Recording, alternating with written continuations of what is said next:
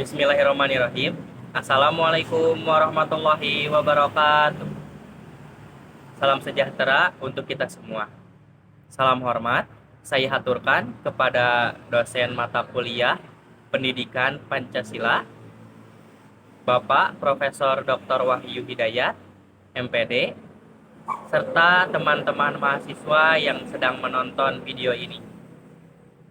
Perkenalkan, kami dari kelompok 2 akan membawakan video pembelajaran dengan materi otonomi dan pembangunan daerah.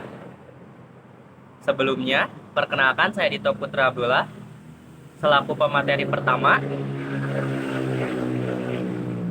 dan rekan saya ada Teh Sumia selaku pemateri kedua, kemudian ada Teh Sofiatul Jamilah selaku pemateri ketiga, dan yang terakhir, Kang Dedi Supriyadi sebagai pemateri keempat. Baik, untuk mengefisienkan waktu, kita lanjut saja ke video pembelajaran. Terima kasih. Bismillahirrahmanirrahim. Assalamualaikum warahmatullahi wabarakatuh. Perkenalkan, nama saya Dito Putra Abdullah dengan NIM 23010095. Kali ini saya akan memaparkan materi mengenai otonomi dan pembangunan daerah, mata kuliah Pendidikan Pancasila. Latar belakang otonomi dan pembangunan daerah. Pembelajaran ini akan menjelaskan apa itu otonomi daerah dan pembangunan daerah, serta hak dan kewajiban pemerintah daerah dalam rangka Undang-Undang 1945. Kita juga akan melihat peran pemerintah pusat dan strategi pemasaran daerah. Perkenalkan, saya Sumia akan menjelaskan tentang otonomi dan pembangunan daerah. Pertama, pengertian otonomi daerah. Otonomi daerah adalah pemberian kewenangan kepada pemerintah daerah untuk mengatur dan mengurus kepentingan masyarakat di wilayahnya sendiri. Kedua, pengertian pembangunan daerah. Pembangunan daerah merupakan usaha untuk meningkatkan kesejahteraan masyarakat, baik di bidang ekonomi, sosial, maupun budaya di suatu wilayah. Kemudian, hak dan kewajiban pemerintah daerah.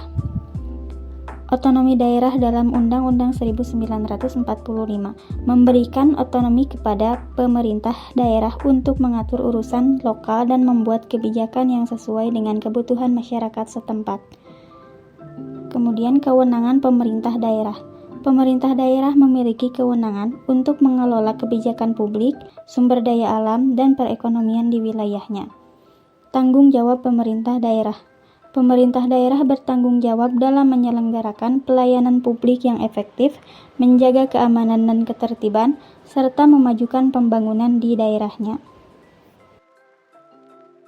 Assalamualaikum warahmatullahi wabarakatuh. Perkenalkan, nama saya Sofiatul Jamilah dari kelas B1 Bimbingan dan Konseling dengan nomor NIM 23010003. Baik, untuk pemaparan materi yang selanjutnya ada peran pemerintah pusat dan pemerintah daerah. Yang pertama, kerjasama antara pemerintah pusat dan pemerintah daerah. Pemerintah pusat dan pemerintah daerah perlu bekerja sama untuk mencapai tujuan pembangunan yang lebih baik dan memperkuat stabilitas politik dan ekonomi di daerah. Lalu yang kedua, pembagian tugas antara pemerintah pusat dan pemerintah daerah. Pemerintah pusat memiliki tugas dalam bidang kebijakan nasional, sementara pemerintah daerah bertanggung jawab atas implementasi dan pengelolaan urusan di wilayahnya. Selanjutnya ada pemasaran daerah atau yang biasa disebut dengan promosi daerah. Pentingnya pemasaran daerah. Pemasaran daerah menjadi penting untuk menarik investasi, pariwisata, dan mendorong pertumbuhan ekonomi di daerah tersebut. Sementara strategi pemasaran daerah melibatkan promosi pariwisata, pengembangan infrastruktur, dan penciptaan lingkungan bisnis yang menarik bagi investor. Assalamualaikum warahmatullahi wabarakatuh. Saya Dedi Supriyadi akan menerangkan contoh-contoh penerapan otonomi dan pembangunan daerah. Di sini ada studi kasus daerah sukses dalam penerapan otonomi daerah, yaitu kota-kota seperti Surabaya dan Bandung telah berhasil menunjukkan keberhasilan dalam menerapkan otonomi daerah dan mendorong pembangunan yang berkelanjutan. Mungkin itu saja salah satu contoh penerapan otonomi dan pembangunan daerah. Terima kasih.